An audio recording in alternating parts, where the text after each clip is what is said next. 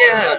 बिहार में जो सरकार है, बिहार की सरकार के एक हाथ में बुलडोजर है और एक हाथ में लाठी है। एक तरफ गरीबों का ये लोग झोपड़ियों पे बुलडोजर चला रहे हैं, वहीं दूसरी तरफ ये लोग युवाओं पर लाठी चला रहे हैं। शांतिपूर्वक तरीके से TRE-4 के अभ्यर्थी बहाली की मांग को लेकर के गए थे। लंबे समय से ये लोग मांग कर रहे हैं, लेकिन बिहार की नई नवेली भाजपा की सरकार ने क्या किया है, ये महिलाओं पर इन्होंने लाठी चलाया है। उनके पैर टूट गए, उनके सर फूट गए।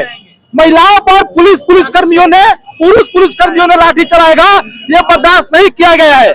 ISRY CPI-ML ने आज पूरे बिहार भर में बिहार के मुख्यमंत्री सम्राट चौधरी का पुतला दान कर रहा है।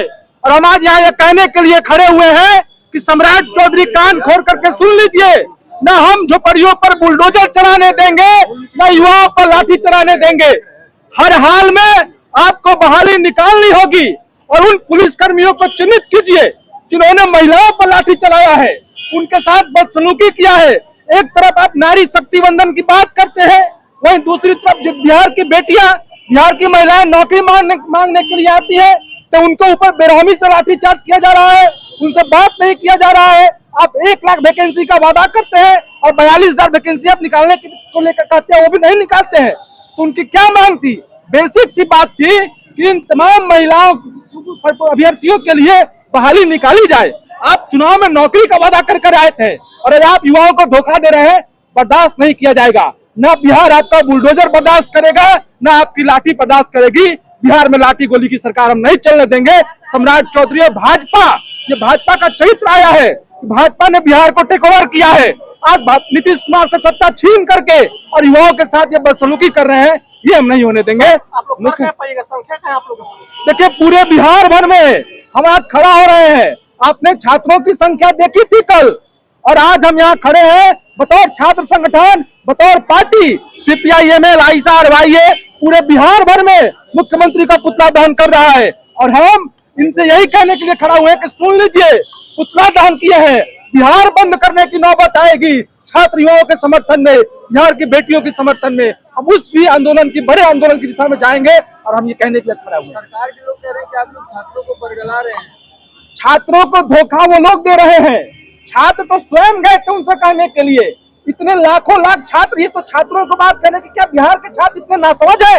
वो आगे जाकर के शिक्षक बनेंगे, वो तैयारी करेंगे। चालाक आप ही लोग हुए हैं, आप लोग हुए हैं।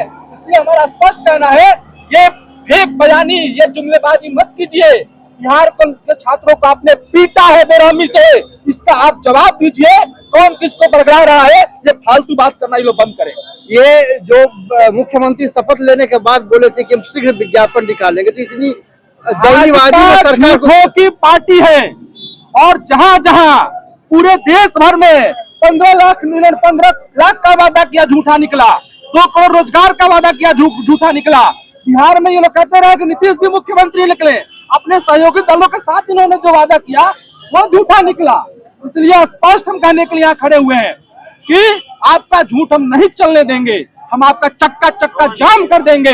हम यही कहने के लिए खड़े हुए हैं और काम करेंगे। हम अपने छात्रों का हुजूम देखा था।